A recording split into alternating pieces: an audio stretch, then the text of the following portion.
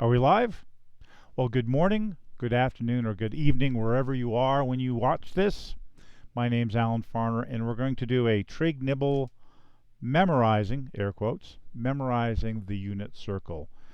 And the reason I put memorizing in air quotes is because you don't have to really memorize anything but maybe 5 values. And then the rest you can do just by logic up in your head. So let's jump right into it. You can see I love the unit circle. I've loved it ever since it was first introduced to me at Indiana University East, which is down there, right? Did I get? Oh, well, here, I got to go back here. Down there. Wrong one. Down there. I've loved it ever since it was introduced at Indiana University East. I guess on this one I should go like that. There we go. And even though when I looked at it, I'm like, there's no way, too many numbers, there's no way I'm going to memorize it. But you don't have to memorize it. In the end, you only need to know 5 values plus a little bit of logic. Logic, first one's going to be easy. You got to understand where x and y are positive and negative, okay? So let's go ahead and draw ourselves a x and y. Here's y, here's x. And that's pretty obvious, right? X is positive here and negative over here, and y is positive here and negative here. And just remember, whenever you have, if you were to draw a triangle on here, if you're going to draw a triangle on here and it's a right angle here, you know that this, the hypotenuse, is always going to be positive. So when it comes to whether or not sine or cosine or any of the other trigonometric functions, say that 5 times fast, trigonometric functions are positive or negative, it's dependent on the x and y value and whichever one is used to figure it out. The second thing that you want to be able to do is you want to be able to draw 2 triangles. You want to be able to draw a 30, 60, 90 triangle. It's not going to be that great. You want to be able to do a 30, 60, 90, and just you just need to remember you've got one side that's 1, one side that's square root of 3, and one side that's 2. And that's a 30, 60, 90 triangle. And again, you don't have to, because you can just memorize the values, but for me, I like using this to make sure I memorize the values in the right spot.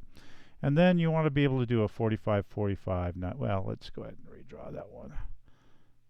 Here I tried to make the 30, 60, 90 more realistic, and then I gummed up the 45, 45. And then you want to be able to do a 45, 45. And this one I don't usually draw, but this is your 45, 45, 90 triangle. Okay, you've got that? Do you see those there? Now, if you do that, you only need to memorize 5 values. Got it, right? Ready for the 5? Let's put them in green. Well, actually, let's go 5 values. A little scrunched on space there. And let's go ahead and change the color here. We need to know 0, 1. See, I don't know which one. Let's see. That's bigger than that one. So we'll go 1/2. Square root of 2 over 2.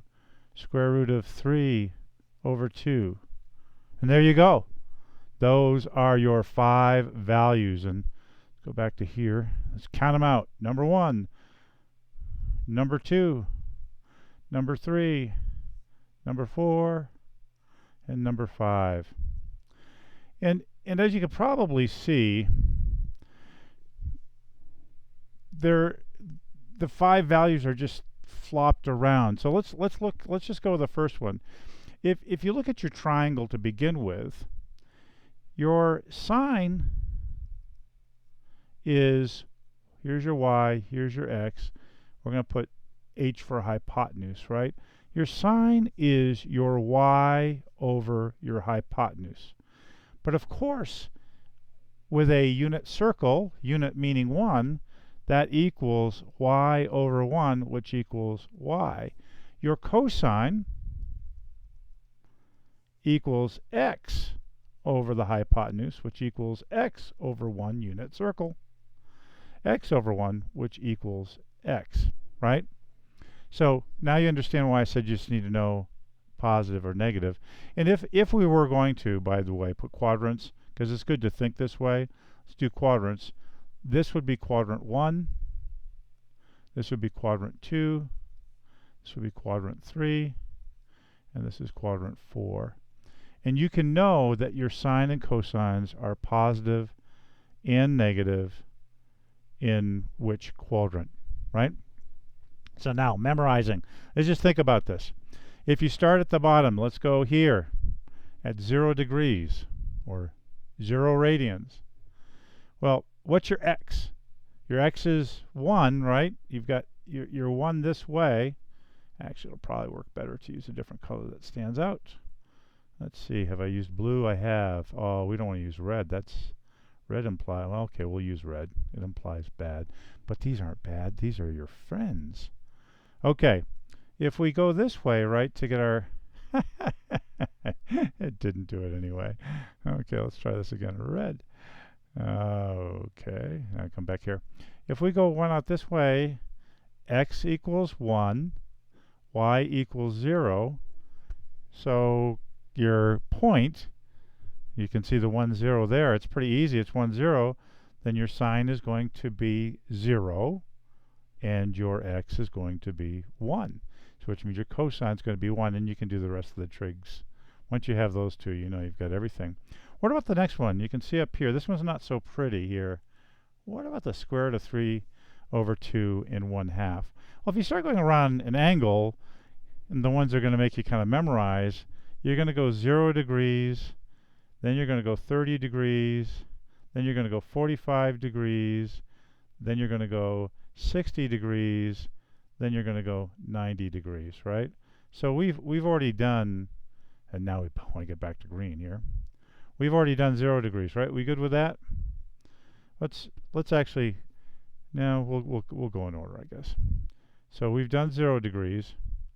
Let's do the next one, 30 degrees. Well, I told you, you want to know your 30, 60, 90. Again, just memorize the values. So you know it's got to be one of these values, and with a 30, 60, 90, it's either 1/2 or square root of 3 over 2. It's either 1/2 or square root of 3 over 2. How do you know which one? Well, think of it this. If you've got a 30-degree angle here, right? Here's your 30-degree angle. That means the smaller side is across from it. When you have a right triangle, your smaller side is always going to be the lead to the smaller angle. So if you've got a 30, 60, 90, it's not the 90-degree angle you're talking about. It's if it's a 1 off there, right? That's the smaller side. That's your 30-degree angle. Well, what is it? Well, now you've got 1 divided by 2 is 1/2. So that's why you end up with your y, because it's across from it, your y is 1/2. Well, just think of your adjacent side, the one that's closer, the cosine, the x, that's the closer one, that's square root of 3 over 2. So now you've got your square root of 3 over 2. So whether you're asked for sine or cosine, you can get it right away because that's what your sides are. Now you can say, hey, Alan, you're throwing me off. Where's your, you know, the 1, you know, your hypotenuse is 1. Well, you end up with that. We could bring it down and make it more confusing, but that's why I deal with a triangle too. Okay? I mean, we're basically almost done. We only have one more value to work with, right? Because we've now used this value, we've used this value, and we've used this value, and we've used this value. What do we got left? Well, now we said, here, I want to use my green again.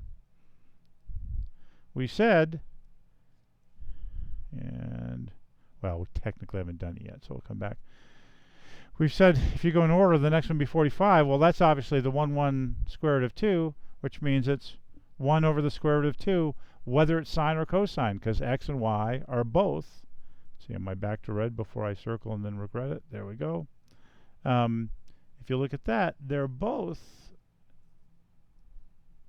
square root of 2 over 2. Okay? And by the way, it may look funky. What will happen is you might do the calculation sometime and you get 1 over the square root of 2, but you want to, oh, I'm having a rationalize, brain cramp. You want to make sure that you don't have, as a whole, out of habit. I'm never quite sure how valuable this is personally, but you want to rationalize it, and that's why you end up getting the square root times that square root of 2 over 2. This is how generally in math they're going to want to see it. Okay, so now we've done that one. Check it off. What about the 60? Well, the 60 is just a flip. That's all it is. If you go further down, let's go ahead. Did I change it back to red? I never remember. No, I did black. Let's go back to red. This one here and this one here are exactly the same thing, just flipped, right?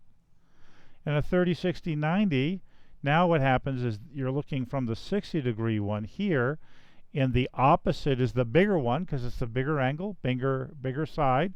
Square root of 3 over 2, there's your y, right? And then your adjacent is now 1 over 2, there's your x. And speaking of just flipping, what about these two? Going to jump right to it. Well, I suppose I should do my checking here. So now we've got this one here. What about the 90-degree angle? What can we do about that one? Well, basically you've just flipped which one's 0 and which one's 1. And there you go. So you only have to memorize, I should check these off again. Pating, there you go. You should only have to memorize those 5 values. 0, 1, 1/2, square root of 2 over 2, and square root of 3 over 2. And once you've memorized those, you know where they are. Now, you can say, well, you haven't gone around the triangle, but look at them. Do you see any other values there? Look at the absolute values. Do you see any other values there? You don't. At that point, all you're doing is saying to yourself, hey, what's my x, what's my y, based on the triangles and stuff like that, and then is y negative? Because if y is negative, then sine is negative. If x is negative, then cosine is negative. And of course, tangent is sine over cosine, and the other ones are just reciprocals and stuff like that. And you can go around it. Another big important thing is just remember that you are always drawing in reference to the, well, that wasn't a very good origin here. Let's try that again.